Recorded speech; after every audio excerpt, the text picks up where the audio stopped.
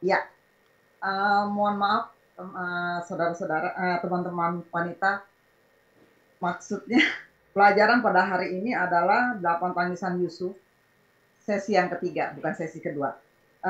Tanpa berlama-lama lagi, kita sambut Ibu Grace Homilat yang telah hadir di tengah-tengah kita. Shalom Bu Grace. Shalom. Silakan Bu Grace untuk menyampaikan firman Tuhan, Oh perenungan ya. bagi semua pada pagi ini. Baik, puji Tuhan para perempuan dimanapun Anda berada. Puji Tuhan, hari ini kita boleh bersama-sama lagi melanjutkan 8 tangisan Yusuf part yang ketiga. Saya berdoa semoga bisa hari ini selesai, sehingga minggu depan kita bisa beranjak ke materi yang baru. Nah, saya akan share screen di sini.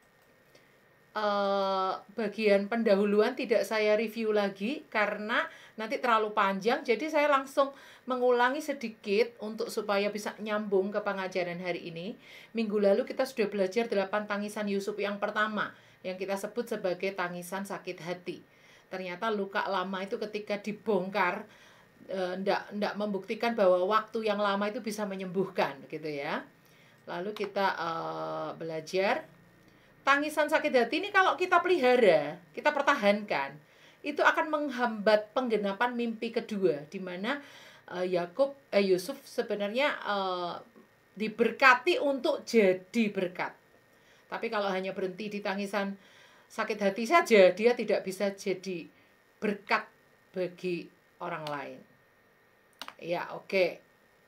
Kalau Yusuf nggak mau, Tuhan bisa pakai orang lain. Lalu kita sampai ke tangisan kedua, yaitu rindu tak sampai.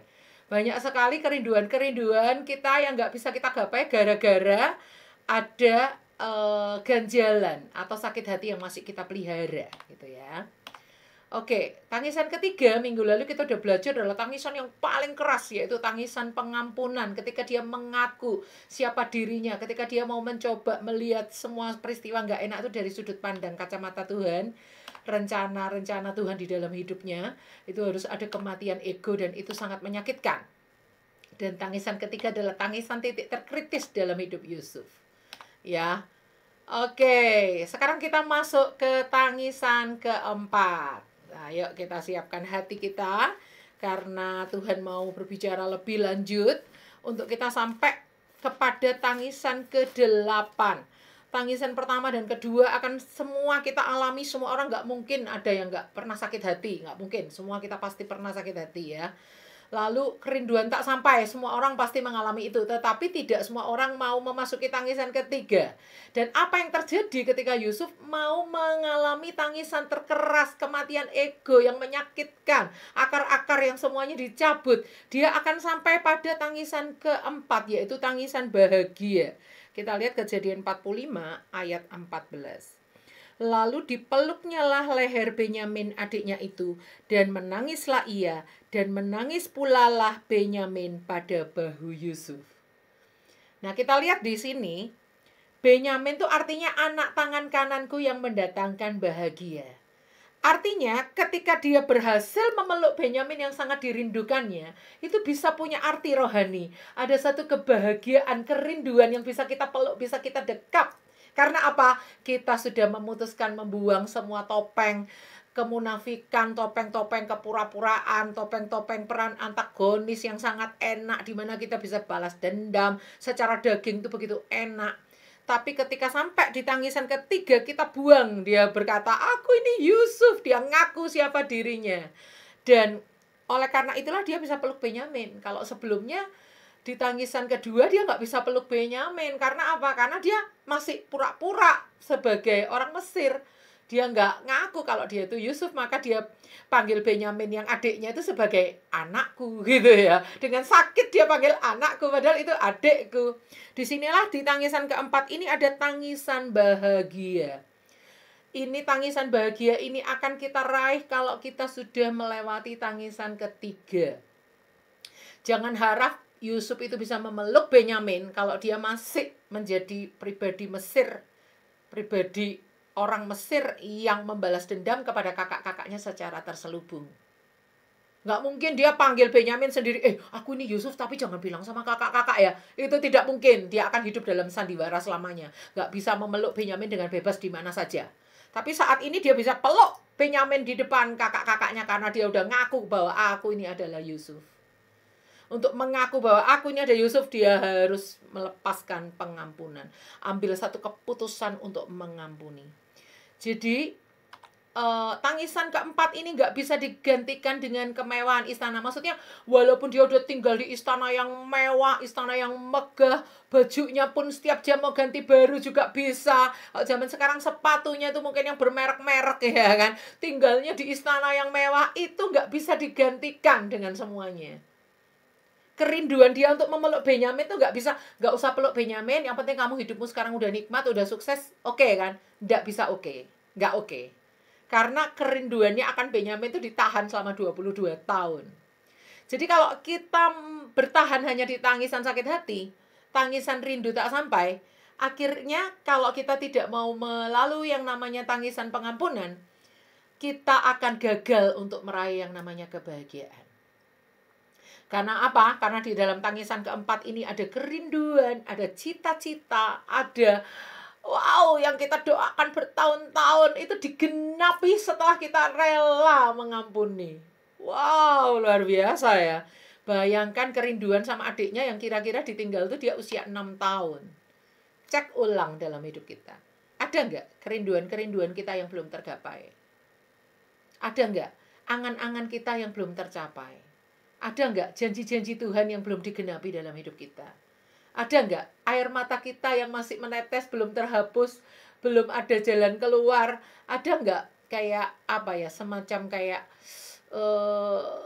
dambaan yang kita dambakan gitu loh, kok belum dapat, kok belum breakthrough gitu, kok belum mengalami terobosan nih, apa ya?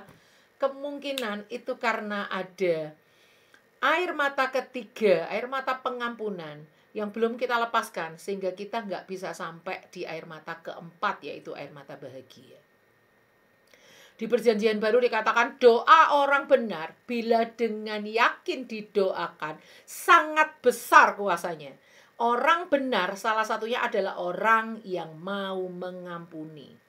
Selama kita masih simpan kepahitan, selama kita masih simpan dendam, selama kita masih simpan sakit hati, selama kita masih memelihara trauma masa lalu, nggak mau sembuh, kita sayang-sayang itu trauma menjadi harta yang terindah gitu ya. Sakit itu ternyata enak gitu ya. Kita sayang-sayang itu ya, kita simpan di laci, kita kunci, hanya kita yang tahu ya. Pelayanan jalan terus, seolah-olah semuanya everything okay. Di pandangan orang semuanya okay. Tapi ternyata ada satu yang nanah yang belum dibongkar, yang belum diobati, yang belum disembuhkan. Nah, itu menjadikan kita tidak bisa digolongkan sebagai orang benar. Orang benar itu ada dua macam. Pertama, dibenarkan oleh kuasa salib Yesus. Itu semua kita adalah orang yang dibenarkan. Tapi orang benar adalah orang yang mengejar kekudusan. Tidak hanya cukup dibenarkan oleh salib Yesus, tetapi hidup mengejar kekudusan. Karena firman Tuhan berkata, kuduslah kamu sebab aku kudus. Salah satu ciri kekudusan adalah tidak menyimpan kesalahan orang lain. Kasih itu sabar, kasih itu murah hati, kasih itu tidak menyimpan kesalahan orang lain.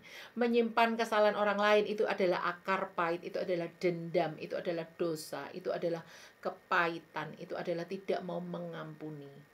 Itu adalah tidak mau melupakan. Kesalahan orang lain malah disimpan jadi harta, padahal itu adalah sampah. Wow. Kita lihat, kita masuk ke tangisan kelima. Tangisan kelima sama dengan tangisan keempat, 5, 6, 7. Kalau 8 beda lagi. Jadi tangisan keempat, 5, 6, 7 tidak bisa kita alami kalau tidak melewati tangisan ketiga, yaitu pengampunan.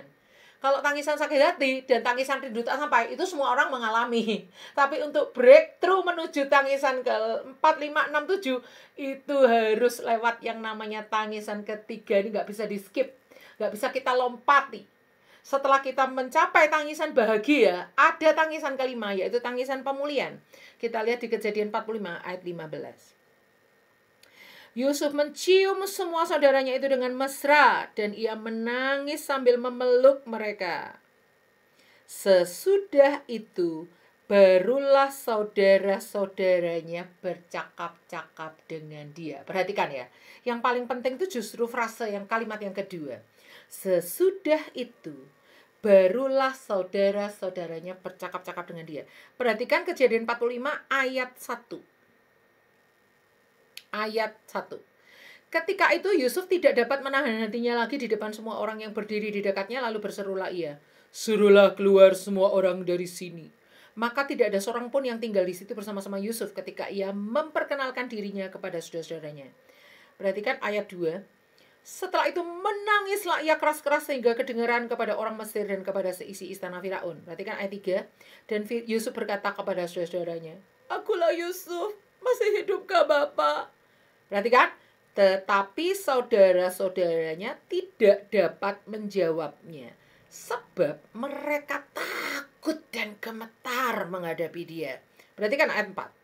Lalu kata Yusuf kepada saudara-saudaranya itu, "Marilah dekat-dekat."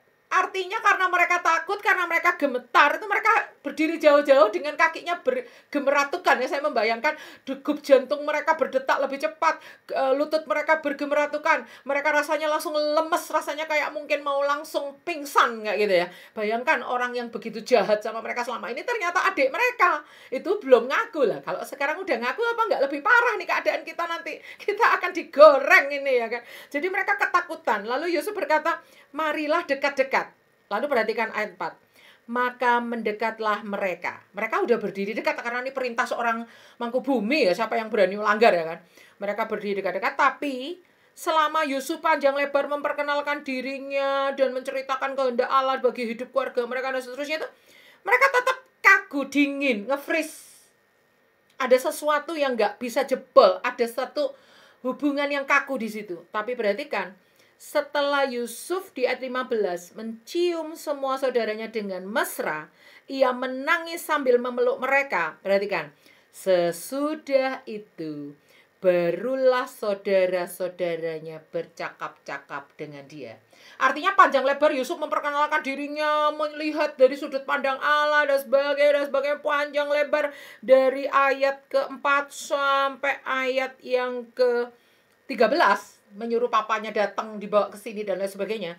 Itu saudara-saudaranya nggak komentar apapun. Nggak berkata, "Oh ya oke, baiklah Yusuf." Nggak ada kata-kata apapun.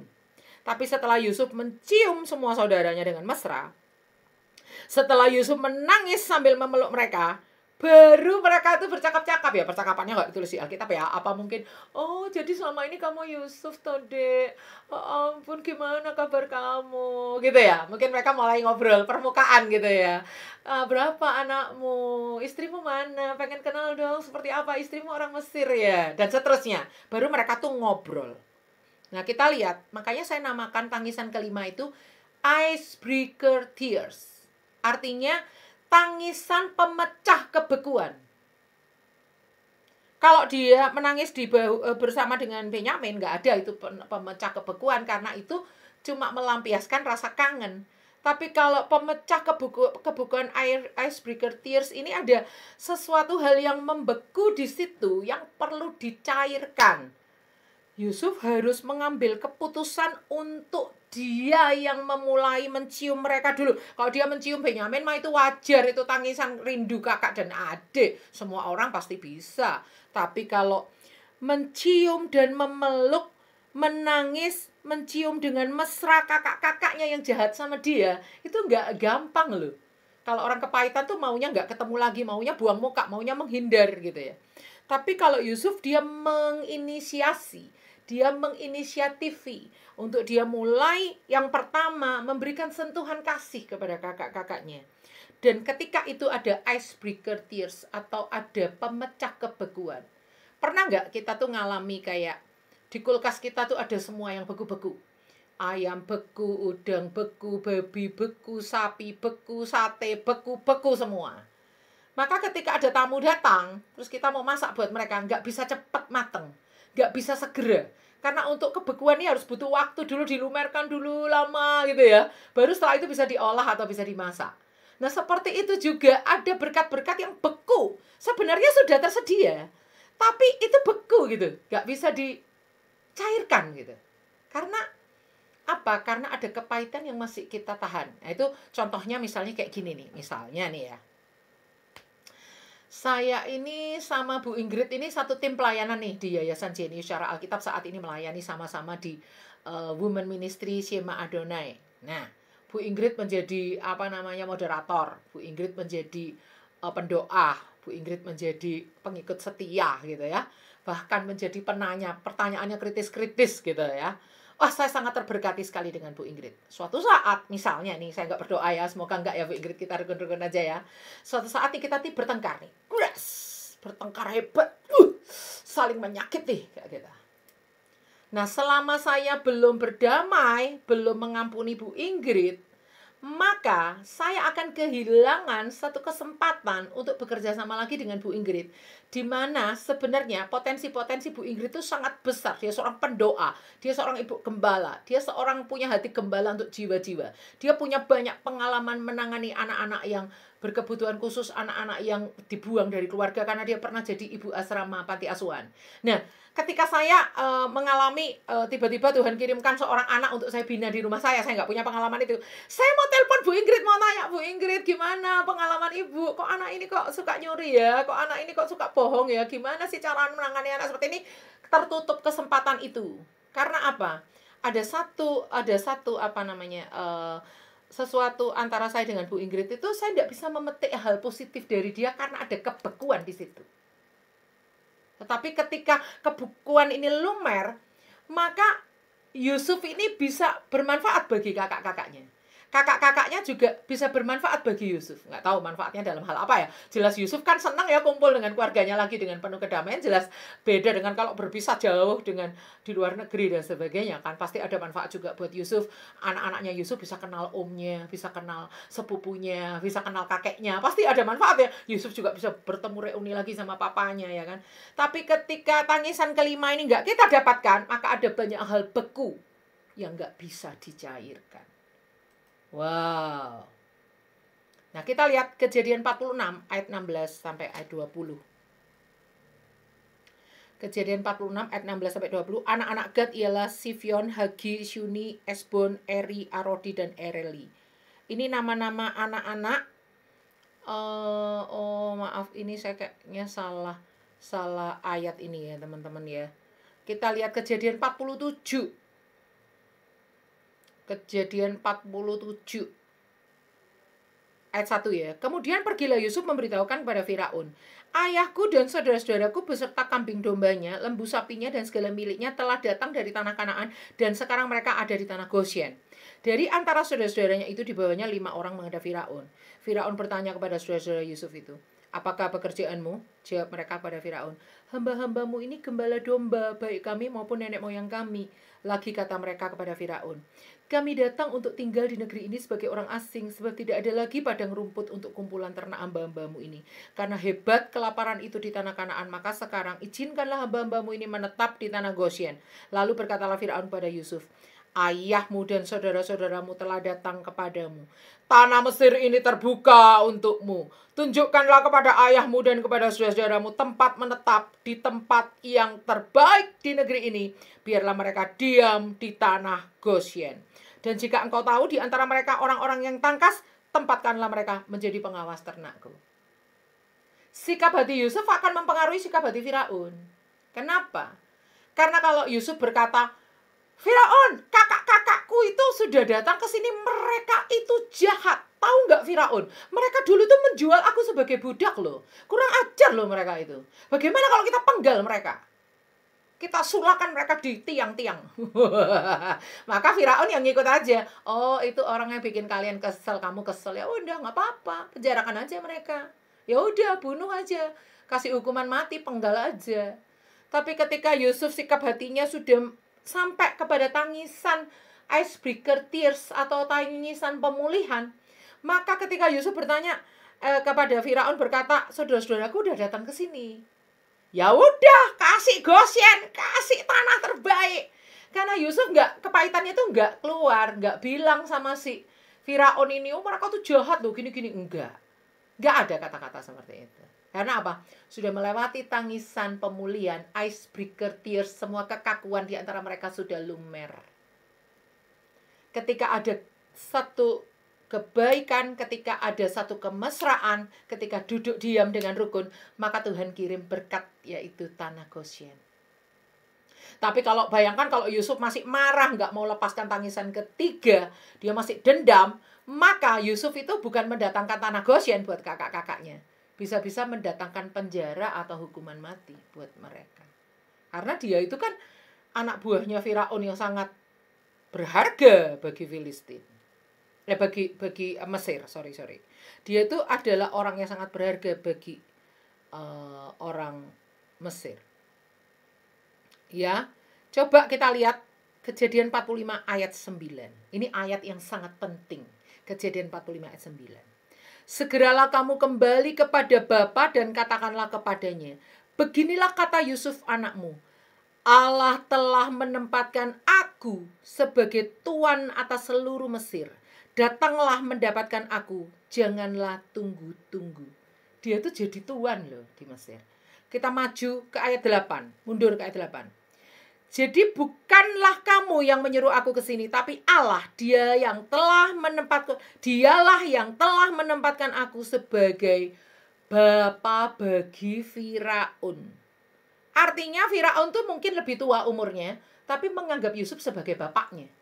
Jadi hubungan Firaun dengan Yusuf tuh tidak cuma sebagai raja dan wakilnya, tapi sebagai bapak dan anak. Bukan Firaun jadi bapak, Yusuf jadi anak, kebalik ya. Firaun tuh menganggap Yusuf bapaknya. Artinya Yusuf itu sebagai orang yang dihormati oleh Firaun jadi seperti bapaknya. Ngomong apapun akan dituruti. Akan ngomong, Firaun, kakak-kakakku yang jahat tuh datang, bagaimana kalau kita tumpas mereka? Ayo, pasti gitu ya. Tapi kakak-kakakku datang, mereka peternak gitu ya. Kasih tanah terbaik. Oke, siap, tanah terbaik gitu. Luar biasa kan? Akhirnya Yusuf bisa menjadi saluran berkat bagi keluarganya. Terbukti di Mazmur 133, kalau kita duduk dengan rukun, Tuhan perintahkan berkat. Dan berkat untuk orang Israel itu apa? Goshen, tanah terbaik. Wah, luar biasa ya. Kalau Yusuf mau melepaskan icebreaker tears, mau memeluk kakak-kakaknya, tidak cuma mengampuni, tapi mau pulih. Pengampunan dan pemulihan itu dua hal yang berbeda. Pengampunan adalah kita stop sakit hati, tetapi pemulihan itu ada hal-hal yang kaku, hal-hal yang beku, itu dilumerkan, dicairkan kembali. Dan dikatakan, Mazmur 126 ayat 1 sampai 2. Yuk kita buka ya. Mazmur 126 ayat 1 sampai 2. Di situ dikatakan seperti ini. Ketika Tuhan memulihkan keadaan Sion, keadaan kita seperti orang-orang yang bermimpi. Pada waktu itu mulut kita penuh dengan tertawa dan lidah kita dengan sorak-sorai. Pada waktu itu berkatalah orang di antara bangsa-bangsa, Tuhan telah melakukan perkara besar kepada orang-orang ini. Karena apa? Ketika terjadi pemulihan, itu mulut kita dipenuhi dengan tawa. Itu bukan cuma kebahagiaan biasa, yang kita hanya senyum biasa, senyum. Tapi kita benar-benar ketawa dengan lepas. Itu yang namanya pemulihan. Lebih dari hanya sekedar memeluk Benyamin saja, tapi ada tawa yang lepas ketika mereka dibawa Tuhan ke tanah terbaik, yaitu Goshen. Ada nggak berkat-berkat yang mestinya kita raih tapi mengalami kebekuan, macet? Cek ulang. Jangan-jangan kebekuan, kemacetan itu nggak bisa kita cairkan, lumerkan hanya gara-gara kita nggak mau melepaskan tangisan ketiga. Baik, saya ada yang lupa ya. Kita kembali ke tangisan ke 4 untuk saya tangiskan. Bagaimana waktu dia meluk Benyamin? Itu adalah tangisan bahagia, itu terharu. Antara nangis itu ada sedihnya, tapi ada bahagianya. Sedihnya karena udah lama 22 tahun nggak ketemu, bahagianya karena saat ini bisa peluk. Jadi ini nangis atau ketawa gak jelas gitu ya. Kita akan coba ya. Saya akan coba mencoba tangisan ketiga itu seperti apa ya teman-teman. Seperti ini.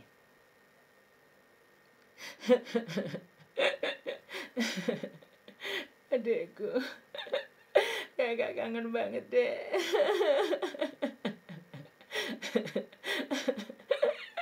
Kakak kangen banget deh.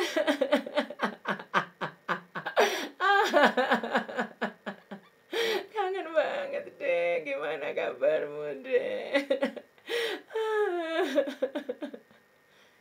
gitu ya. Antara nangis tapi kok ketawa, antara ketawa tapi kok nangis gitu ya. Tangisan bahagia itu kayak gitu. Dinamakan orang-orang adalah terharu. Wah, itu namanya tangisan terharu gitu. Oke, tangisan pertama sakit hati, rindu tak sampai, pengampunan, bahagia. Tangisan kelima adalah tangisan pemulihan ketika dia peluk kakaknya satu-satu. Saya akan praktekkan ya, tapi nggak mungkin harus sampai 10 kakak ya kan. Nanti kelamaan ya, saya paling 1 atau 2 aja. Kak Ruben, maafin aku ya Kak. Maafin aku ya Kak, aku kerjain kakak kemarin. Maafin aku ya Kak. Iya Kak, iya aku maafin, iya Kak. Oh Kak Simeon, maafin aku ya Kak. Iya Kak, aku tahu aku salah, aku balas dendam kemarin Kak. Iya udah aku lupakan, udah Kak, udah nggak usah bilang yang itu lagi, udah lama aku lupain Kak, aku udah lama berusaha ngelupain semuanya Kak. Kira-kira kayak gitu ya, satu-satu loh meluknya, 1 per 1. Di Alkitab nggak ditulis dia peluknya rame-rame, nggak seru. 1 per 1 ya. Tangisan ke-6 ya, kita akan lihat sekarang tangisan ke-6 ya. Oke. Tangisan bahagia udah saya praktekkan. Tangisan pemulihan udah saya praktekkan. Oke, sekarang kita masuk tangisan ke-6. Kejadian 46 ayat 29. Kejadian 46 ayat 29. Di situ dikatakan, lalu Yusuf memasang keretanya dan pergi ke Gosyen mendapatkan Israel ayahnya. Ketika ia bertemu dengan dia, dipeluknya leher ayahnya dan lama menangis pada bahunya. Saya sebut tangisan ini tangisan mujizat, itu nyata. Kenapa? Yusuf nggak nyangka banget kalau papanya masih hidup. Taunya dari mana? Setiap ketemu kakaknya beli gandum, dia selalu bertanya, masih hidupkah ayah kalian? Masih hidup nggak ayah kalian? Itu berkali-kali ditanyakan oleh Yusuf. Karena apa? Yusuf kayak, masa sih papaku masih hidup? Umur berapa dia sekarang? Nanti kita lihat ya matematika Alkitabnya ya. Lalu papanya sendiri nggak nyangka kalau Yusuf itu masih hidup. Maka waktu perjalanan pergi ke Mesir itu sampai Tuhan itu berbicara kepada Yakub untuk kamu jangan ragu-ragu untuk pergi ke Mesir. Nanti Yusuf yang akan menutupkan mata kelopak matamu waktu kamu meninggal. Sampai harus diteguhkan oleh Tuhan baru Yakub itu berangkat. Kenapa? Karena Yakub pun nggak percaya kalau dia bakal ketemu Yusuf. Makanya ini kita sebut mujizat itu nyata.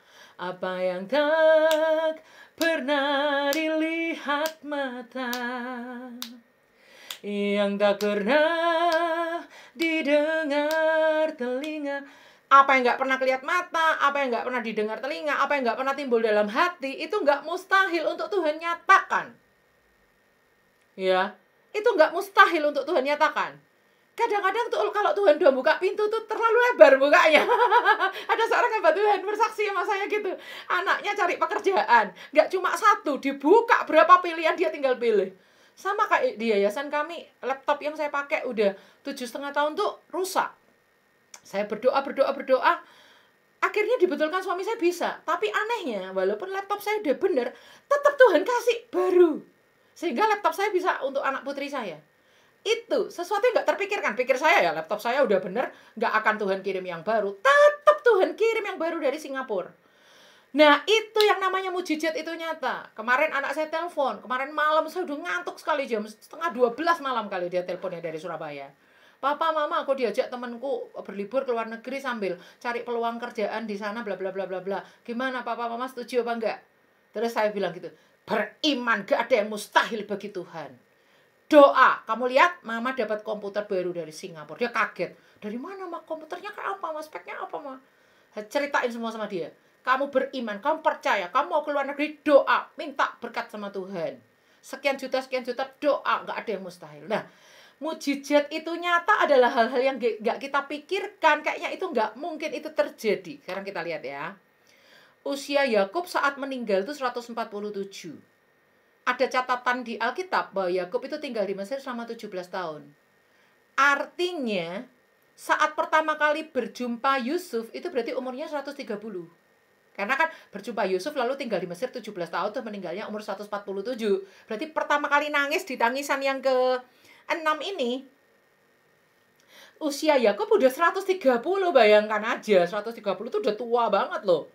Udah tua banget 130 itu. Nah, sedangkan Yakub itu terpisah dari Yusuf selama 22 tahun. Karena Yusuf kan bermimpi di umur 17. Yusuf jadi raja umur 30. Berarti kan 13 tahun. Ditambah 7 tahun kelimpahan. Ditambah itu adalah tahun kedua kelaparan. Berarti kan totalnya 22. Berarti pada saat Yakub terpisah dari Yusuf tuh umurnya 130 dikurangi 22. 108. Nah, pada saat pada saat Yakub umur 108 tuh umurnya Yusuf 17 saat itu. Sehingga Yakub itu memperanakan Yusuf aja umurnya sudah 91.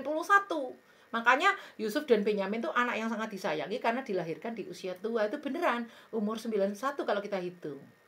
Lalu pada saat Yusuf bermimpi usianya 17.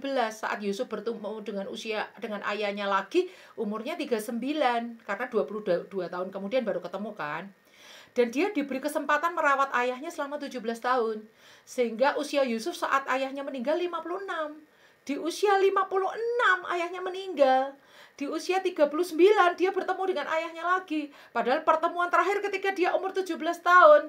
Di umur 17 itu ayahnya berusia 91. Berarti 22 tahun kemudian ayahnya udah umur 108. Bayangkan itu.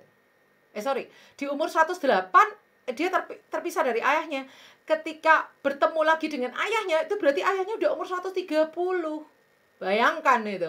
Pasti Yusuf mengira ayahnya pasti udah mati nih. Aku nggak bisa memeluk ayahku nih. Tapi ternyata enggak. Yakub pun nggak nyadar kalau dia bakal bisa ketemu Yusuf saat itu usianya udah 130 tahun. Wow. Ternyata masih diberi kesempatan Tuhan tinggal di Mesir, bertinggal bersama-sama Yusuf 17 tahun lamanya di negeri yang sama sampai dia menutup mata di umur 147. Itu yang namanya tangisan mujizat itu nyata. Adalah tangisan yang paling lama. Karena nggak nyangka banget bakal ketemu. Saya akan praktekkan tangisan mujizat itu nyata kira-kira seperti ini.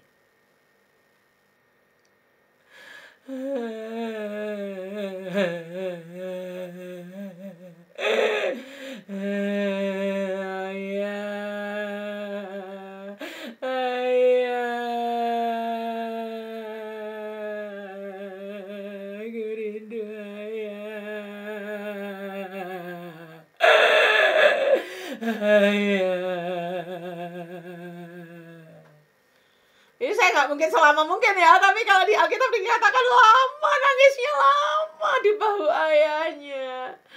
Wow, bahu itu memang tempat yang paling enak untuk menangis ya. Bahu itu adalah tempat untuk kita bersandar ya. Makanya lambang pemerintahan ada di atas bahu Yesus ya. Karena disitulah kita bisa mengadu. Yesus adalah gembala yang terbaik, yang tempat kita mengadu, tempat kita curhat gitu ya. Wow, luar biasa ya. Apa yang gak pernah kita pikirkan, itu yang Tuhan sediakan. Apa yang gak pernah timbul dalam hati kita, gak pernah kita bayangkan, itu Tuhan sanggup lakukan. Kita lanjut ke tangisan ke-7. Kejadian 50 ayat yang pertama. Lalu Yusuf merebahkan dirinya, mendekap muka ayahnya, serta menangisi dan mencium dia.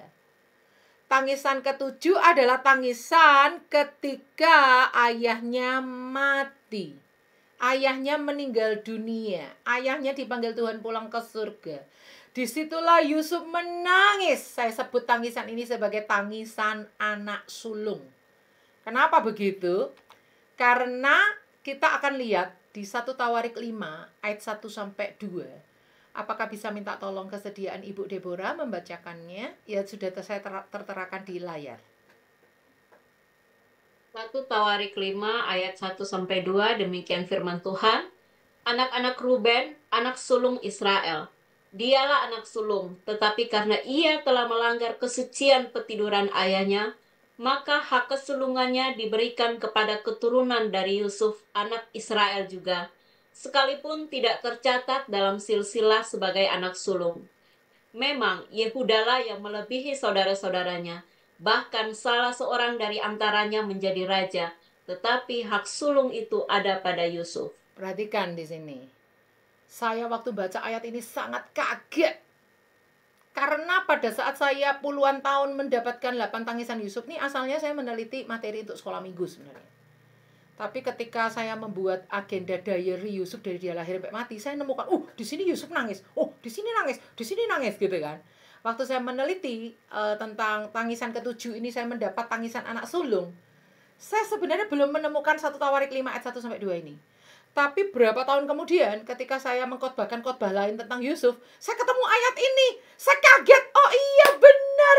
Disebut tangisan anak sulung itu ada ayat pendukungnya di 1 Tawarik 5 ayat 1 sampai 2. Ruben kehilangan hak kesulungan karena dia melanggar kesucian petiduran ayahnya, di mana dia berselingkuh dengan gundiknya ayahnya.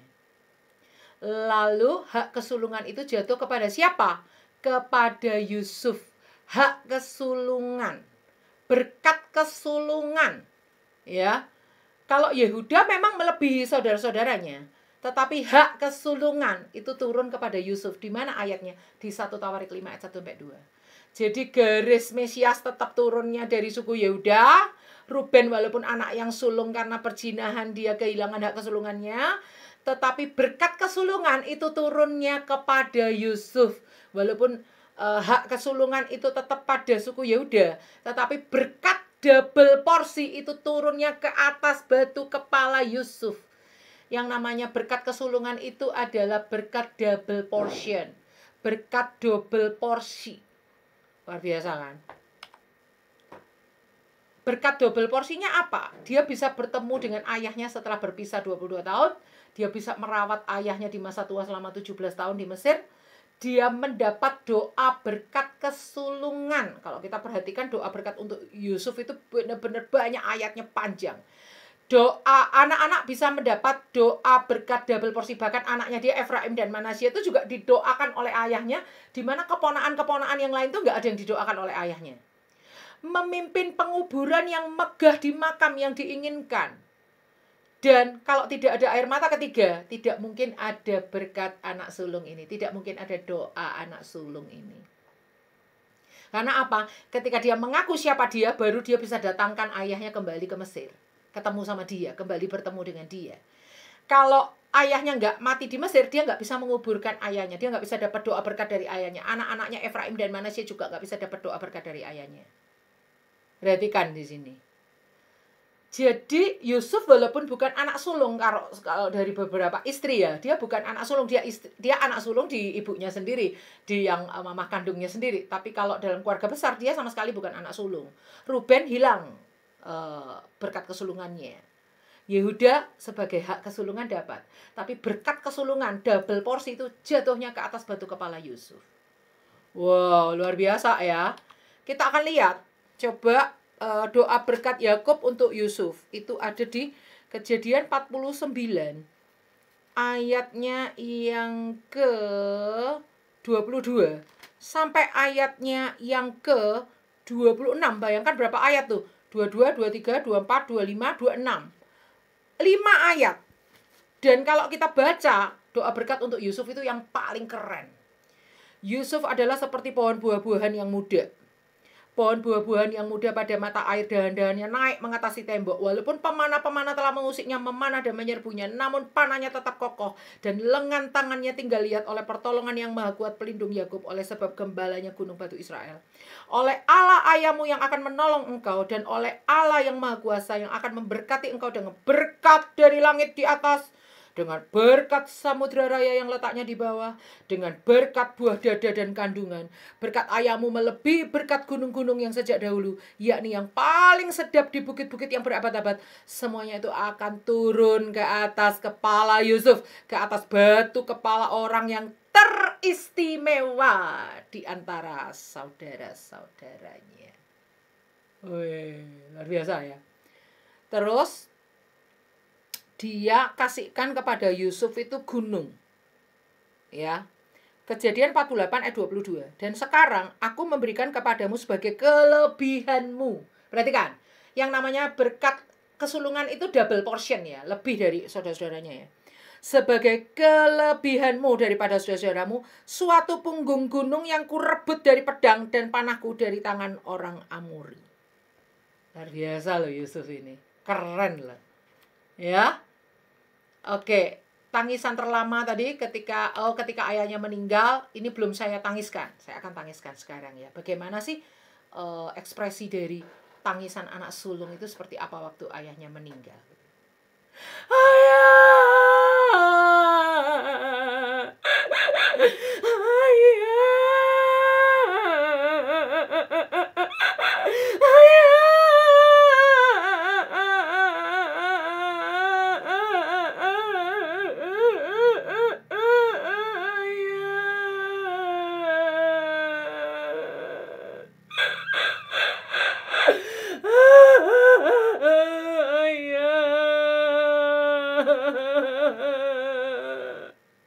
Kira-kira seperti itu ya. Ayahnya meninggal, dia sangat mengasihi ayahnya ya. Telah 17 tahun merawat ayahnya di Mesir.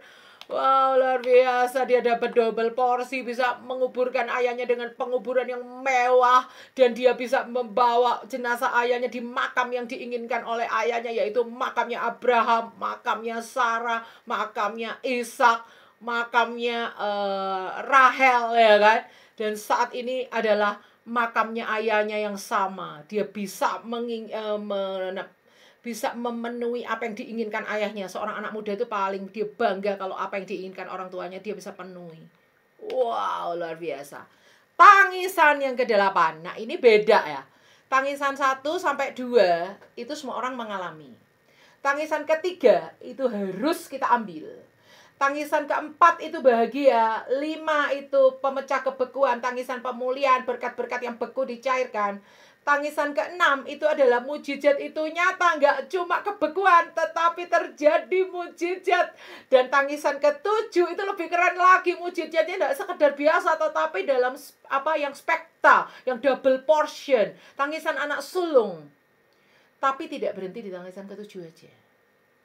Tangisan ke-8 ini dia diuji lagi, mau pahit lagi apa enggak. Kalau kakak-kakaknya selama 17 tahun ini udah dipelihara sama dia, udah tinggal di tanah Goshen, udah gak pernah ada masalah apa-apa lagi, everything okay. Kakak-kakaknya masih percaya ketulusan dia apa enggak. Ternyata setelah papanya udah mati, kakak-kakaknya kirim orang untuk acting, kasih pesan ya. Kejadian 50 ayat 17. Beginilah harus kamu katakan kepada Yusuf. Ini mereka membayar orang ya, bayar orang untuk kayak nyampein pesan gitu ya. Ampunilah kiranya kesalahan saudara-saudaramu dan dosa mereka, sebab mereka telah berbuat jahat kepadamu. Maka sekarang ampunilah kiranya kesalahan yang dibuat hamba-hamba Allah ayahmu.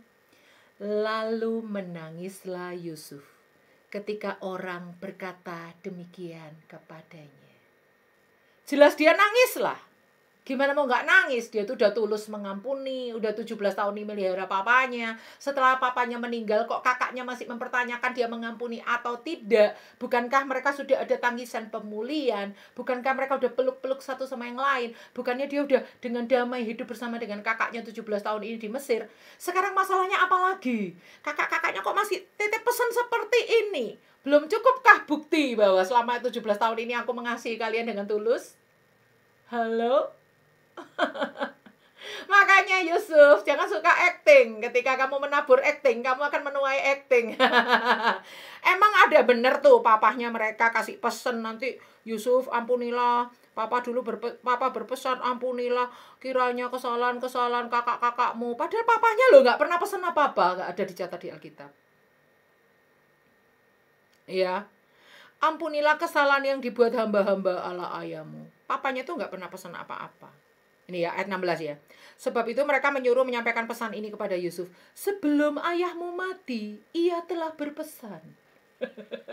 Padahal nggak ada itu karangannya kakaknya. Itu kakaknya takut kalau papanya udah mati. Wah, Yusuf bisa balas dendam ke kita nih. Ini adalah ujian. Kalau Yusuf nggak dipercaya ketulusannya, dia mau pahit hati lagi nggak? Kalau dia udah melepaskan pengampunan dengan kesungguhan karena dia takut akan Tuhan, memilih keputusan yang benar, dia masih Nggak dipercaya nggak? Kalau ternyata itu terjadi lewat titip pesan lewat acting kakaknya ini, dia mau pahit hati lagi nggak? Itu adalah tangisan ujian. Kenapa kok nggak cukup 7 tangisan? Kok harus 8? Karena tangisan ujian ini penting. Karena apa? Banyak kali bukan banyak. Ada 1 kali Petrus tanya sama Tuhan Yesus, Tuhan Yesus kalau mengampuni orang itu berapa kali? 7 kali kah? Tuhan Yesus bilang 70 kali, 7 kali. Itu artinya walaupun orang itu kesalahannya sama lagi. Udah bertobat, udah minta maaf, besok ngulangi lagi kesalahan yang sama, orang yang sama, kasus yang sama. Kok ya gak bertobat sih gitu ya. Kita kadang-kadang gemes gitu ya. Mbak ya kesalahan di area yang lain, ini yang sama lagi, ngegemesin banget gitu kan. Nah, itu kita masuk ke tangisan ke-8. Kalau tangisan kita 8 ini gagal, maka kita balik ke tangisan 1 lagi, tangisan sakit hati. Balik lagi ke berputar-putar di tangisan kedua, rindu tak sampai.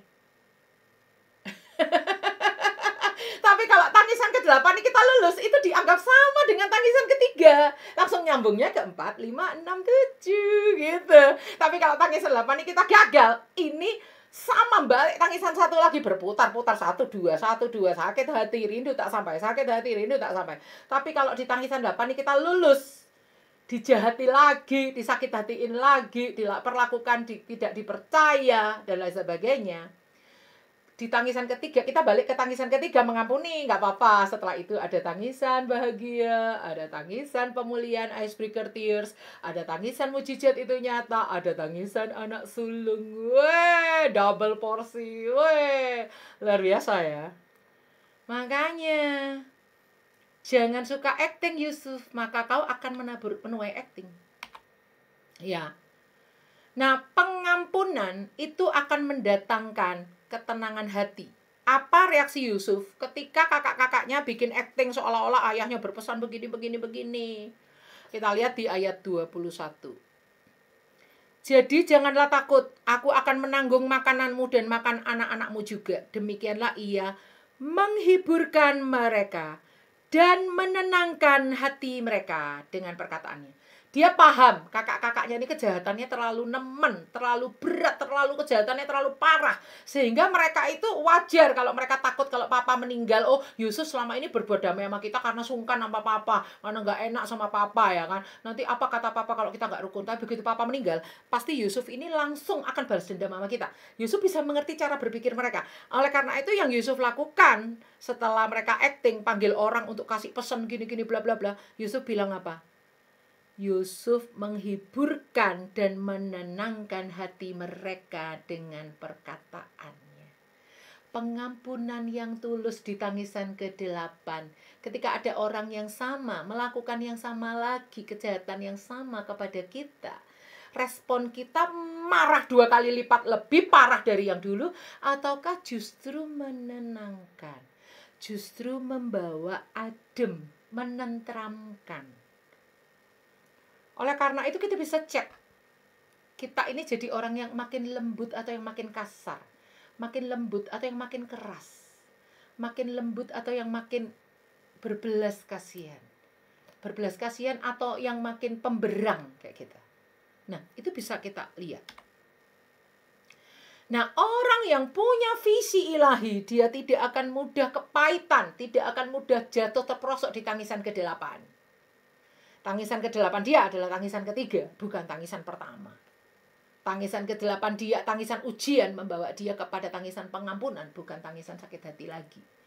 Kita lihat Kejadian 50 ayat 20-21. Memang kamu telah mereka-rekakan yang jahat terhadap aku, tetapi Allah telah mereka-rekakannya untuk kebaikan dengan maksud melakukan seperti yang terjadi sekarang ini, yakni memelihara hidup suatu bangsa yang besar. Kalau Yusuf gagal di tangisan ke-8, dia akan bilang sama kakak-kakaknya, udah gak usah bicara soal kehendak Tuhan. Silakan kakak pergi angkat kaki dari sini. Tidak ada tanah Goshen lagi buat kakak-kakak. Minggir, jangan ganggu aku di sini. Pakai bawa acting segala, pakai pesan papa apa segala, papa aja gak pernah ngomong apa-apa sama aku kok. Kakak gak percaya kalau selama ini udah aku ampuni. Ya udah kalau seperti itu, kalau udah gak percaya lagi, pergi dari sini. Wah, itu ya pasti dia akan lakukan itu ya. Tapi karena dia tidak jatuh menjadi tangisan pertama, tapi dia skip tangisan ke-8 yang menjadi tangisan ketiga, dia berkata gini, ya udah, kalian memang merekakan kejahatan, tetapi aku tetap mau stay pada kehendak Tuhan, bahwa aku dipakai Tuhan untuk memelihara hidup kalian. Kembali Yusuf memandang suatu peristiwa yang melukai, menyakiti itu dari sudut pandang kacamata Tuhan. Wow. Nah sekarang kita lihat, ini sudah tangisan ke-8 Bu Grace, tapi kenapa kok slide-nya masih ada? Karena masih ada buntutnya yang lebih keren lagi. Wow, di balik tangisan ke-8 ini ada apa gitu ya. Oke. Tangisan ketiga itu terjadi waktu ada tahun kelaparan, tahun kedua di dalam Alkitab. Kejadian 47 kita lihat ya. Kejadian 47 ayat 13. Di seluruh negeri itu tidak ada makanan sebab kelaparan itu sangat hebat sehingga seisi tanah Mesir dan tanah Kanaan lemah lesu karena kelaparan itu. Itu adalah satu perikop yang di LAI diberi judul Tindakan Yusuf. Ya, jangan lupa ya. Sama LAI diberi judul Tindakan Yusuf. Kapankah terjadinya tindakan Yusuf ini? Jadi ini ada 7 tahun kelimpahan, 7 tahun kelaparan. Antara perpindahan 7 tahun kelimpahan dengan menuju 7 tahun kelimpahan, secara nalar kita, secara logika kita, mestinya ada perpindahan tahun kelimpahan menuju tahun kelaparan, harusnya adanya tindakan Yusuf ini. Tindakan Yusuf ini apa sih? Maksudnya bangsa Mesir datang, lalu mereka bawa uang, dapat gandum.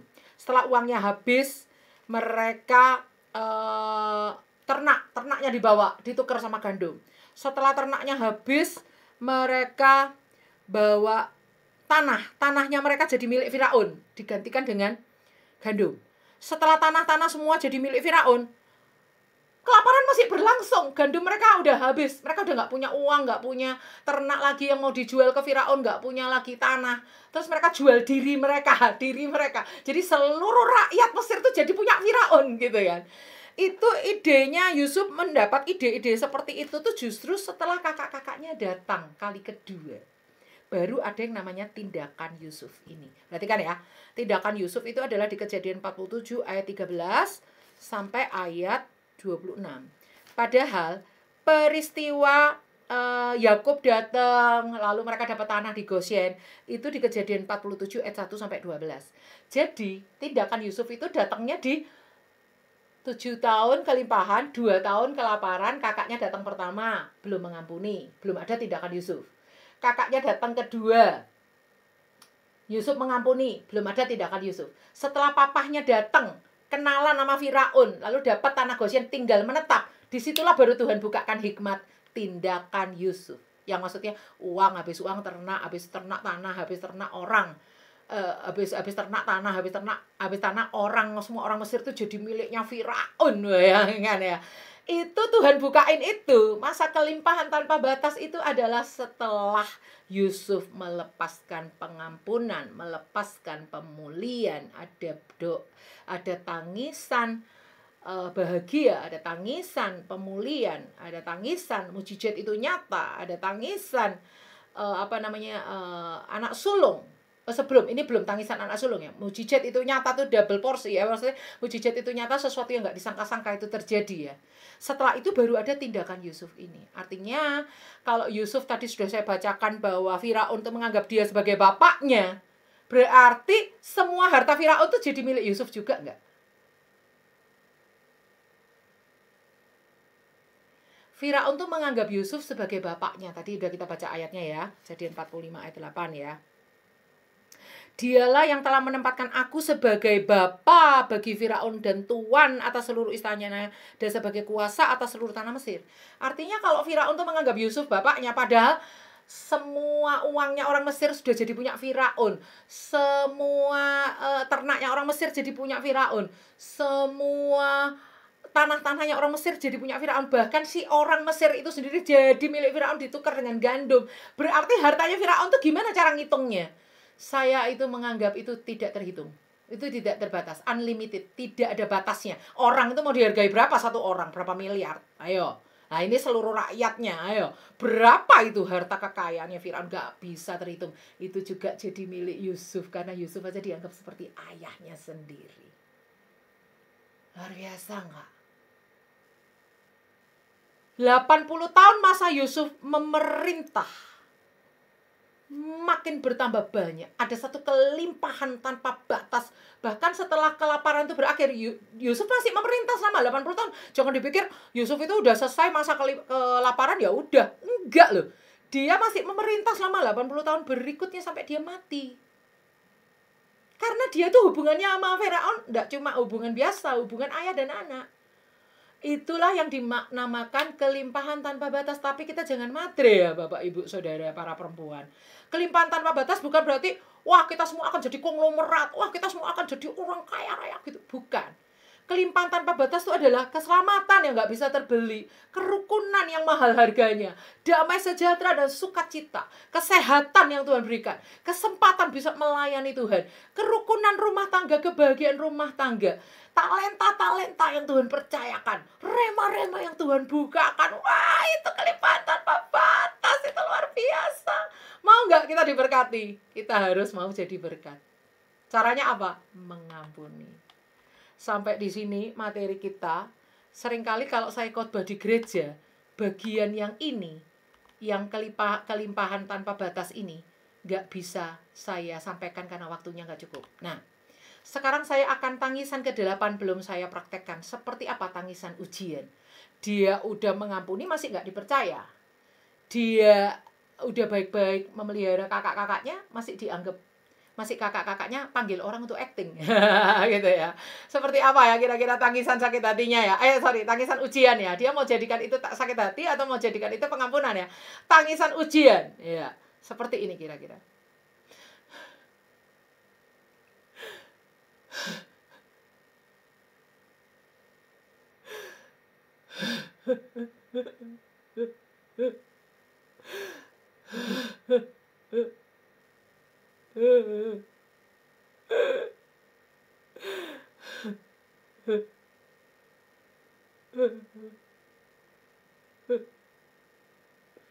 Kira-kira seperti itu ya, mendem jero kata orang Jawa ya. Mendem jero itu artinya kayak dalam gitu ya, dalam udah mengampuni kok masih gak dipercaya. Kira-kira seperti itu materi kita hari ini. Puji Tuhan, saya serahkan kembali kepada Ibu Ingrid.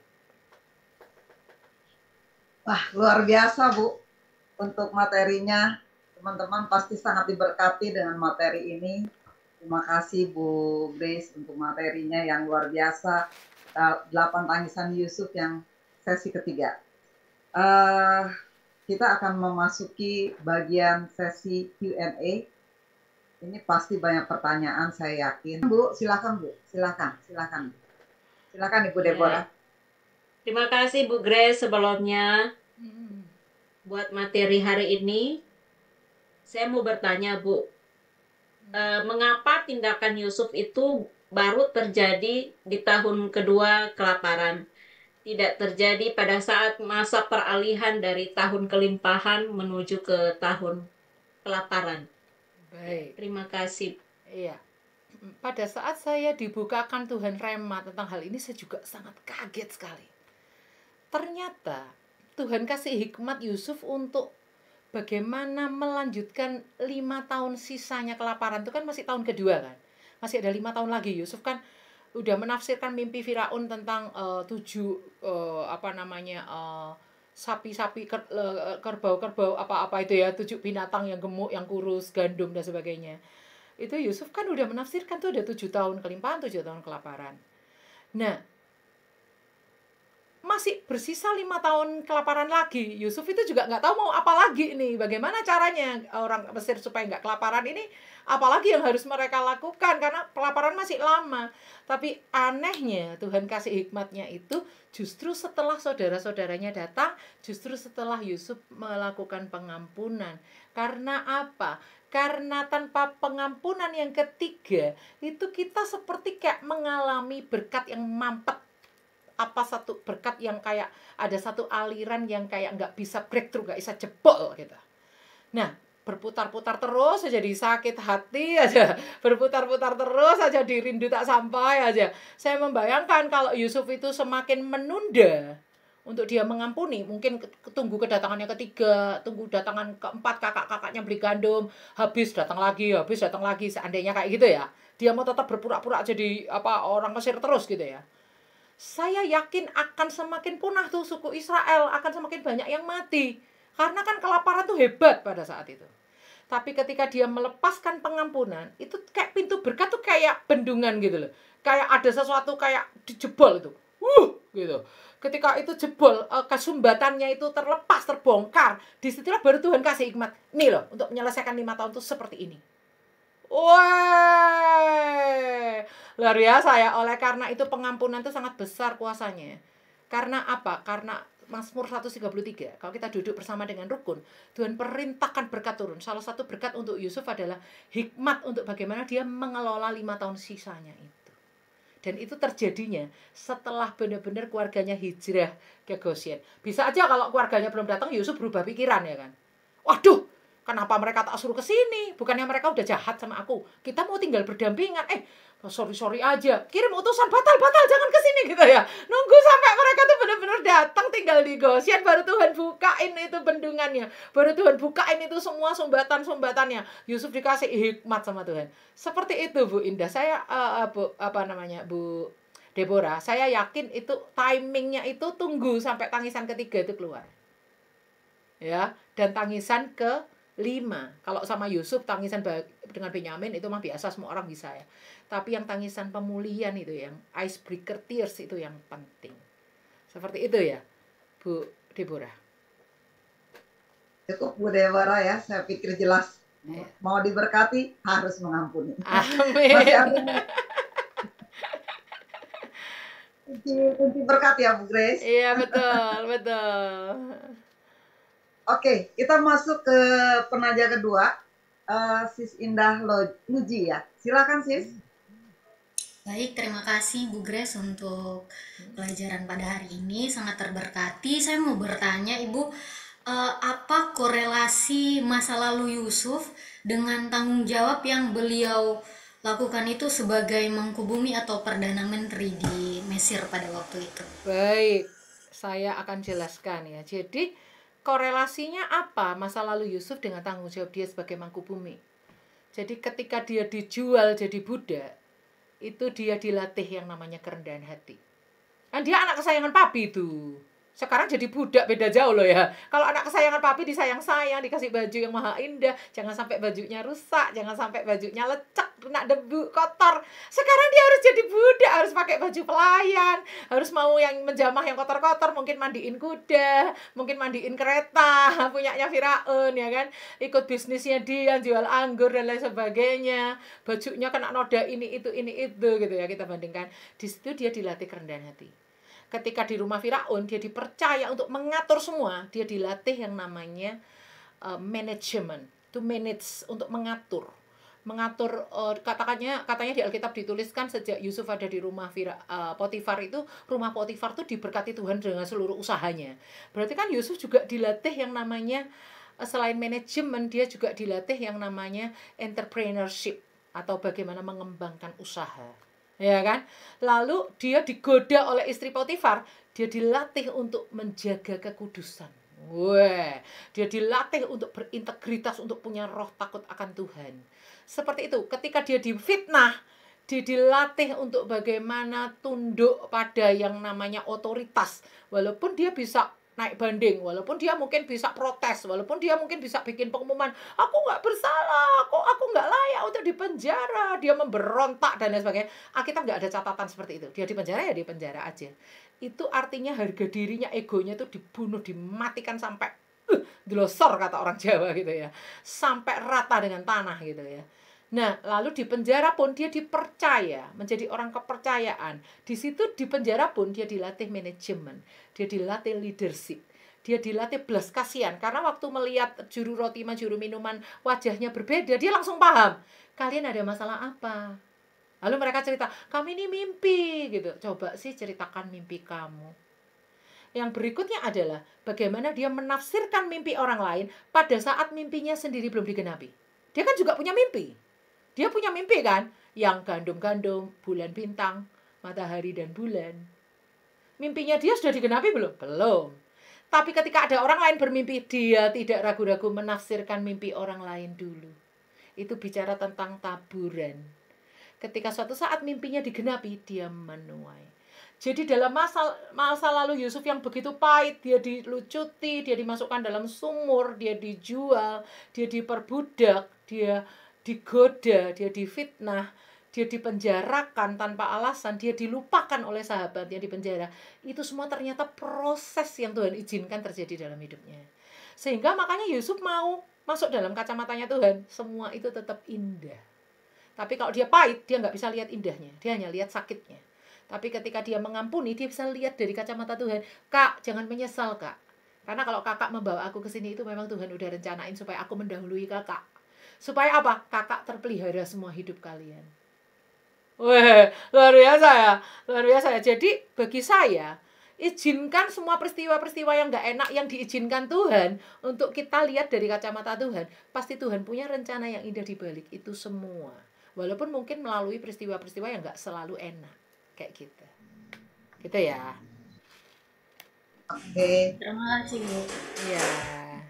Jelas ya, Sis Indah. Mau berhasil, mau sukses, mau luar biasa, siap diproses, siap sakit. Baik, kita lanjut dengan penanya ketiga yang sudah raise hand, Sis Abigail. Silakan, Sis. Baik, shalom Ibu Grace. Iya, shalom Abigail. Di sini saya sangat terberkati sekali dengan pelajaran Ibu Grace pagi hari ini. Sungguh membuat saya merasa ada hal yang baru lagi yang saya dapat pagi hari ini. Jadi saya izin bertanya Ibu, kan sudah ada beberapa yang Ibu sampaikan tadi bahwa ada beberapa tangisan Yusuf. Seperti ada tangisan pemulihan, tangisan sulung, dan lain sebagainya. Jadi saya mau minta tolong, apakah Ibu Grace bisa memberi kita contoh buat kehidupan kita seharian ini terkait dengan salah satu atau dari beberapa tangisan Yusuf. Mungkin itu saja pertanyaan dari saya. Terima kasih. Ya, baik. Saya tuh orang yang dengan cerita masa lalu yang begitu banyak cerita ya. Nah, saya mengalami ada kayak kebekuan-kebekuan yang gak bisa cair. Gara-gara saya belum pulih. Saya udah mengampuni, tapi ternyata saya belum pulih.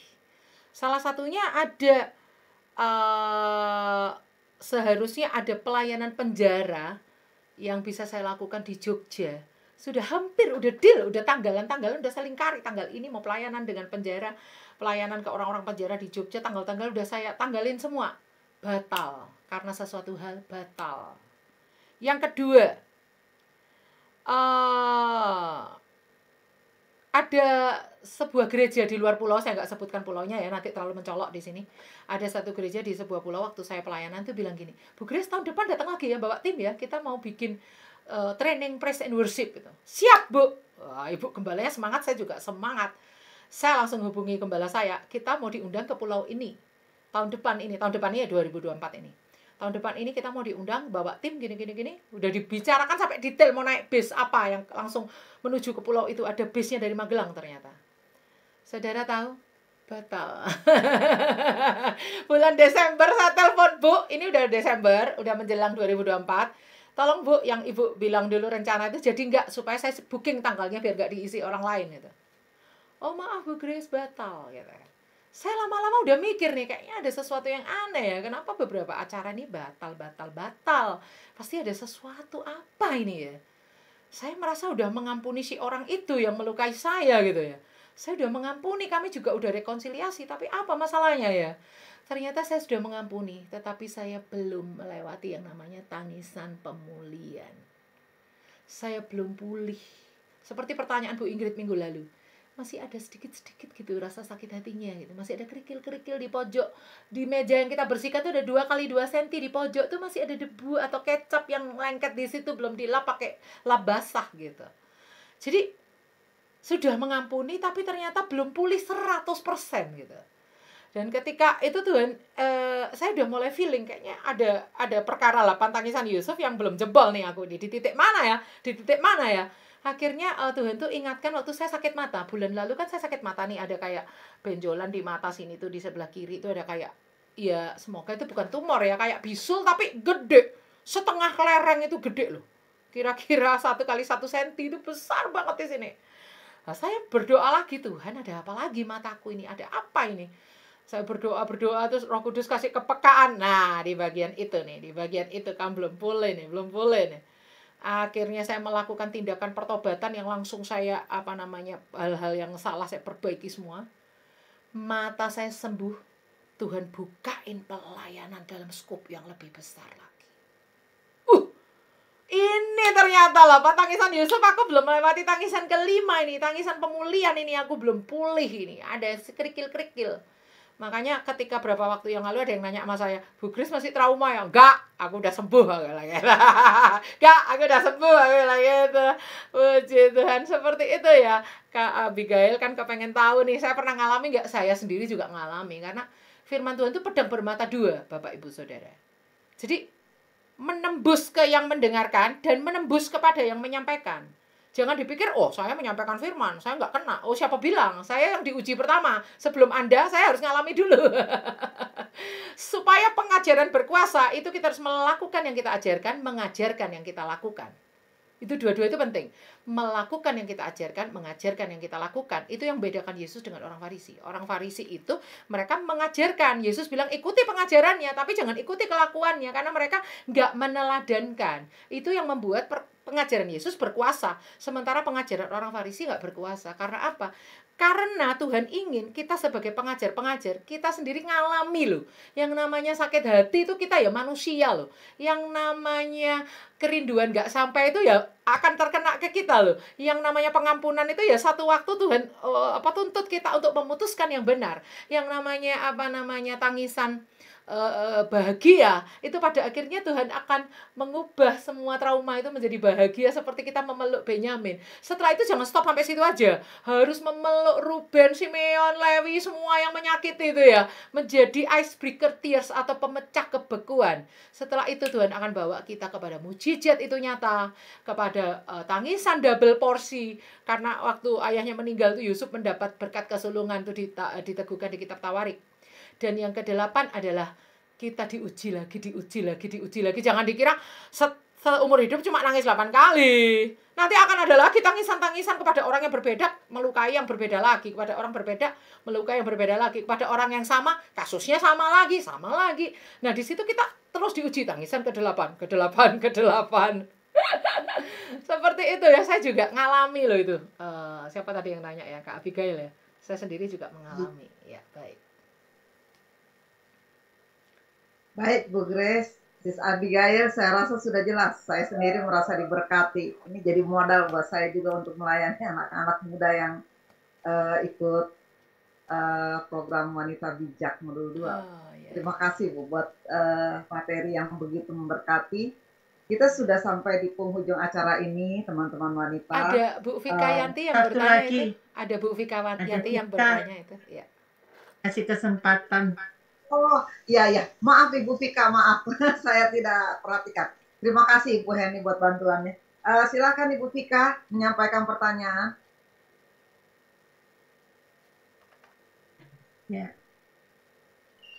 Ya, apakah sudah terdengar suaranya? Keren, Bu. Sudah. Oh iya. Terima kasih sekali Bu Grace. Saya biasanya manggilnya Mbak Grace karena beliau ini adalah kakak saya dalam hal rohani maupun dalam berbagai hal. Terima kasih kalau materi ini sangat memberkati saya. Saya sangat tertarik dengan praktek tangisan. Yang tadi dikatakan Bu Grace dengan menangis sedemikian rupa dari 8 tangisan itu apakah memang ada perbedaan sehingga kita bisa melihat bahwa ketika ada mungkin jemaat ataupun ada orang yang di dekat kita, mereka menangis dengan sedemikian rupa sehingga kita bisa membaca, oh ini tangisan seperti ini, atau oh ini tangisan seperti ini, itu atau bagaimana gitu loh, istilahnya mohon pencerahannya. Itu yang pertama. Kemudian yang kedua, minggu besok kalau di Indonesia ini kan Hari Kartini ya, merupakan hari emansipasi wanita. Dan kalau tadi untuk hak kesulungan Yusuf itu ada double portion kan begitu.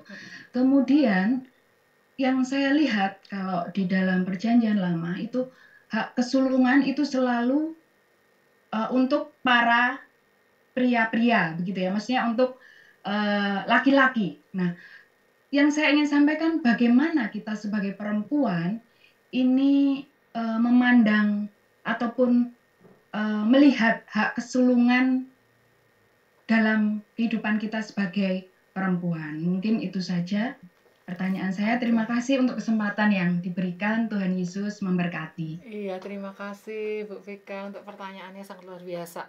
Jadi kalau saya ini menangis 8 kali itu berbeda-beda semua tangisannya. Nanti bisa dilihat lagi ya, dicek di semua tayangan kita ya.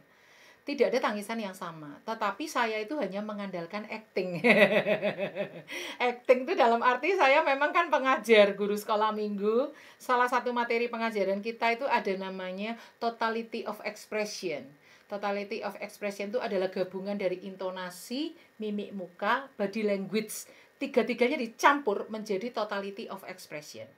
Tetapi untuk konseling ada 2 yang bisa kita lakukan ketika kita mendengar orang menangis.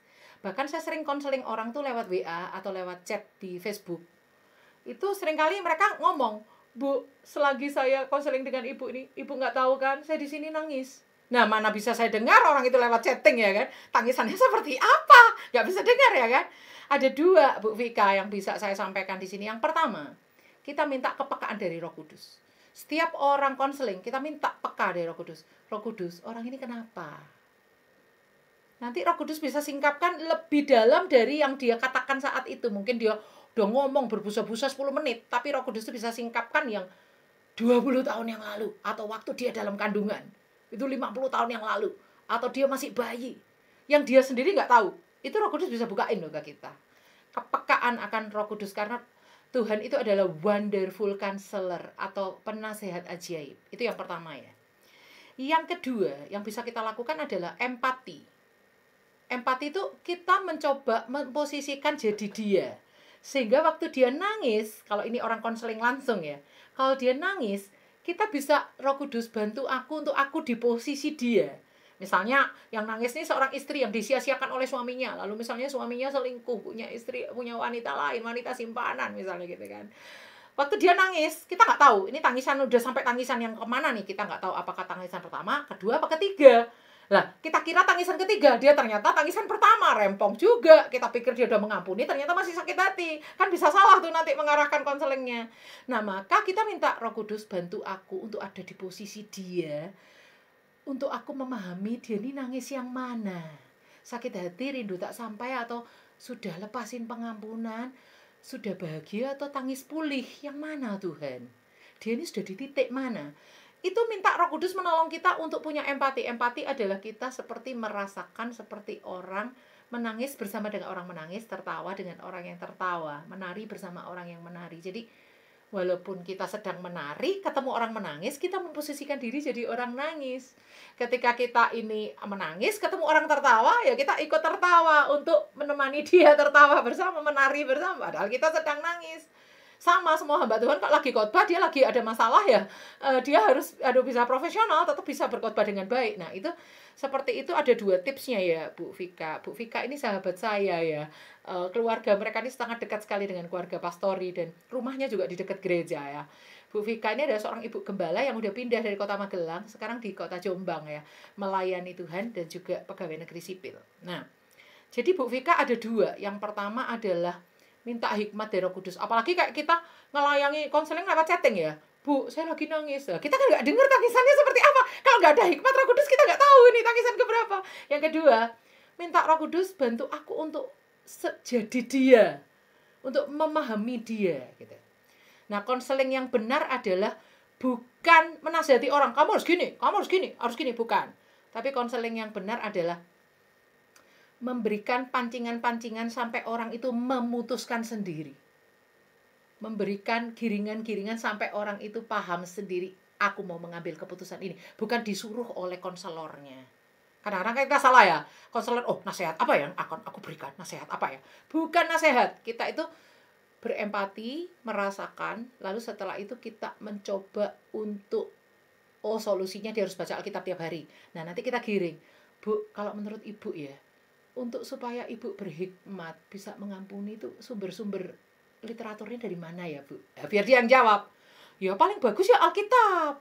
Kalau ibu baca Alkitabnya bagaimana? Saya sering bolong-bolong, apalagi kalau lagi sakit hati sama suami saya, males banget saya baca Alkitab.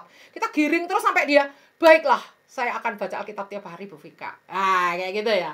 Itu seperti itu tipsnya. Lalu yang pertanyaan yang kedua, double portion ini, kita perempuan ya. Kalau di PL itu kan warisan itu hanya untuk anak laki-laki. Tapi suatu saat terjadi di zamannya Musa, ada satu suku yang mereka nggak ada laki-laki, anak-anaknya itu perempuan semua, lalu protes sama Musa. Terus Musa, tunggu, aku tak tanya sama Tuhan.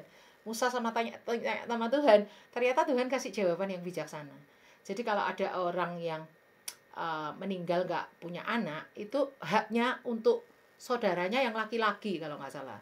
Saudaranya laki-laki nggak ada, untuk keponakan-keponakannya yang laki-laki. Kalau semuanya nggak ada, sudah ditelisiri semua nggak ada, tetap jatuh ke anaknya perempuan. Nah, kalau dalam budaya Israel itu mereka kurang menghargai kaum perempuan, agak menomorduakan kaum perempuan. Makanya orang-orang Israel yang laki-laki itu kalau berdoa itu bilang gini, Tuhan terima kasih Engkau menjadikan aku seorang laki-laki. Emangnya kalau perempuan kenapa kok gak terima kasih sama Tuhan ya kan? Tapi kita lihat dalam Alkitab, Tuhan itu sangat menghargai perempuan. Buktinya ada kitab yang pakai nama perempuan, kitab Rut, kitab Esther itu pakai nama perempuan. Dan buktinya nama-nama perempuan dicantumkan dalam silsilah Yesus Kristus di kitab Matius. Ada beberapa nama perempuan di situ, Tamar, terus Batsheba, terus Rahab. Ada pribadi-pribadi perempuan yang dicantumkan di dalam silsilah Yesus Kristus. Padahal kitab Matius itu ditujukan pada orang Yahudi yang sangat tidak menghargai perempuan. Malah muncul nama perempuan di situ. Kalau silsilah Yesus Kristus menurut kitab Lukas itu malah ditujukan pada orang non-Yahudi, malah nama laki-laki semua. Itu ya. Tuhan itu unik banget. Jadi Bu Vika, dalam pandangan kita kekristenan di masa sekarang, Tuhan itu tidak membedakan laki-laki dan perempuan. Jadi kalau di Alkitab, hak kesulungan dengan berkat kesulungan itu beda loh ya. Coba Anda pelajari kisah Yakub dan Esau. Berkat kesulungan sama hak kesulungan itu beda. Yang dijual dengan semangkok sup kacang merah itu yang hak kesulungan. Tapi yang dengan menipu, kalau dia waktu Esau pergi berburu, lalu Yakub pura-pura jadi Esau, itu yang diambil adalah berkat kesulungan. Jadi hak dan berkat itu nggak sama. Jadi antara suku Yehuda dengan Yusuf, dikatakan dalam Tawarik tadi, itu mungkin terjemahannya ada yang kurang tepat. Sebenarnya berkat kesulungan itu turunnya tetap ke Yehuda. Makanya Yesus turunnya dari suku Yehuda. Tetapi hak kesulungan double porsi, di mana Yusuf dapat punggung bagian gunung, bagian ini, itu dapatnya di kepala Yusuf, berkat jasmani double porsi ya. Tidak hanya berkat jasmani, berkat rohani juga. Tapi maksudnya yang lebih dari saudara-saudaranya itu yang dapat Yusuf. Itu Yusuf mendapat hak kesulungan, tapi berkat kesulungan tetap turunnya ke Yehuda. Jadi antara berkat dan hak itu nggak sama loh ya, nggak sama. Nah, dua-duanya itu diambil semua sama Yakub. Sama siapa namanya? Iya betul, sama Yakub ya. Dia ambil itu dari Esau dengan segala tipu dayanya dia lah. Tapi kalau kita mempelajari kehidupan Yakub lebih dalam, kita tahu Yakub itu orang yang sangat mendambakan untuk selalu tinggal di kemah, untuk selalu tinggal dekat dengan nenek moyangnya, untuk selalu menyerap garis keturunan ilahi itu turun dalam hidupnya. Itu beda jauh dengan Esau. Kalau Esau itu dia tinggal di Edom dan pada akhirnya disebut orang Edom. Ya, seperti itu nanti jadi khotbah tersendiri, beda lagi. Seperti itu jawaban saya Bu Vika. Jadi laki-laki dan perempuan di dalam pandangan mata Tuhan sama. Jadi Rasul Paulus kan bilang, di dalam Kristus nggak ada laki-laki, nggak ada perempuan, nggak ada orang budak, nggak ada orang merdeka. Kita semua sama. Seperti itu. Semoga menjawab ya Bu Vika. Baik Ibu Vika, saya rasa sangat jelas. Terima kasih sekali lagi Ibu Grace untuk pemaparannya yang sangat memberkati. Kita semua yang hadir pasti diberkati. Nah, kita sudah sampai di ujung acara. Silakan Ibu Grace menyampaikan closing statement dan disertai dengan doa penutup dan doa berkat. Baik, closing statement dari saya seperti ini, para perempuan, tidak cuma perempuan aja, pria-pria yang mau mendengarkan materi ini juga ini untuk kita semua. Tapi khususnya bagi para perempuan, satu hal yang saya sampaikan adalah perempuan itu adalah makhluk yang sangat rentan terhadap luka. Karena apa? Pria itu banyak logika otak kiri. Bagi mereka nggak masuk akal ya, nggak di ini. Tapi perempuan itu sangat dipengaruhi oleh otak kanan, perasaan, feeling, ya. Jadi kita para perempuan jangan sampai kita ini harusnya menjadi penolong, kita menjadi perongrong. Jangan sampai kita harusnya tunduk, kita menanduk. Harusnya kita penolong, perongrong. Kenapa? Karena kita nggak akan berfungsi maksimal sebagai perempuan kalau kita nggak melewati tangisan pertama, kedua, ketiga. Setelah kita memutuskan mengampuni, yang keempat dan seterusnya itu urusan Tuhan. Dan kalau kita ketemu tangisan ke-8, kita harus memutuskan itu jadi tangisan ketiga. Jangan start dari tangisan satu lagi. Nah, oleh karena itu, ayo jangan sampai hidup kita banyak sumbatan-sumbatan yang nggak berarti ya. Dan pada akhirnya waktu kita banyak yang terhilang, terbuang. Saya satu kali pernah ada seorang ibu gembala datang sama saya bilang gini, Bu Grace, saya merasakan selama saya belum mengampuni suami saya, itu saya merasakan waktu-waktu itu menjadi terbuang. Oh ya, kok bisa gitu gimana? Saya juga bingung ya kan. Ya tapi gitu, saya ngalami stuck gitu. Tapi ketika saya udah ampuni suami saya pulih. Saya merasakan hidup saya terus melaju lagi dengan kencang seperti dulu gitu. Oh gitu ya Bu? Iya. Nah, saya sangat terberkati dengan sharing-sharing itu. Artinya, jangan sampai hidup kita ini ngalami stuck. Karena berhenti berputar-putar di padang gurun terus di tangisan pertama sampai ketiga, 2, 1, 2, 1, 2 terus. Tapi ada satu warning dari saya ketika saya mengatakan berkat kelimpahan tanpa batas. Kita jangan mata hijau ya, mata duitan itu ya. Kita berharap wah teologi kemakmuran itu ya, semua yang dipikirkan berkat itu hanya yang berupa materi, mobil, rumah, wah gitu ya, yang mewah wah apa gitu. Bukan seperti itu, walaupun itu nggak mustahil Tuhan berikan. Kalau memang Tuhan mempercayakan kita hal itu nggak mustahil. Karena dalam 38 aspek kehidupan yang saya teliti, yang namanya sekunder dan tersier itu boleh kita miliki, boleh juga tidak. Itu nanti ada kita pembuktian ayat-ayatnya. Artinya Anda jangan merasa berdosa kalau kita kok nggak mengalami yang tersier, gitu. Nggak apa-apa. Jadi jangan sampai gara-gara khotbah ini, wah kata Bu Grace, kalau kita sudah tangisan ketiga, kita akan mengalami kayak Yusuf loh. Apa tindakan Yusuf itu udah kelimpahan tanpa batas, seluruh hartanya Firaun jadi milik kita. Bukan itu ya. Banyak berkat Tuhan yang gak bisa diuangkan dalam hidup kita. Keselamatan, kesehatan, dan lain sebagainya. Oke, kita minggu depan akan beranjak ke materi berikutnya, yaitu pola 3 generasi. Untuk menolong kita para nenek-nenek, oma-oma ini gak merasa aku udah wanita tua, aku udah wanita renta, aku udah gak berguna. Kita belajar pola 3 generasi. Itu closing statement dari saya, Bu Ingrid. Kita akan tutup dalam doa. Bapa, di dalam nama Yesus hamba mengucap syukur karena tepat seperti yang hamba perkirakan untuk 8 tangisan Yusuf ini bisa selesai di part 3. Terima kasih Tuhan. Semua isi hatimu sudah hambamu sampaikan kepada para perempuan. Dimanapun mereka berada Tuhan. Kami seringkali nggak bisa mendeteksi karena kami nggak paham. Tapi mulai sekarang kami mau belajar koreksi diri lebih peka dengan Roh Kudus. Kami sedang ada berputar-putar di tangisan yang kemana, yang keberapa. Kami seringkali salah mengambil keputusan sehingga kami tidak mendapatkan mujizat, tidak mendapatkan double portion, tidak mendapatkan kebahagiaan. Itu karena salah kami sendiri.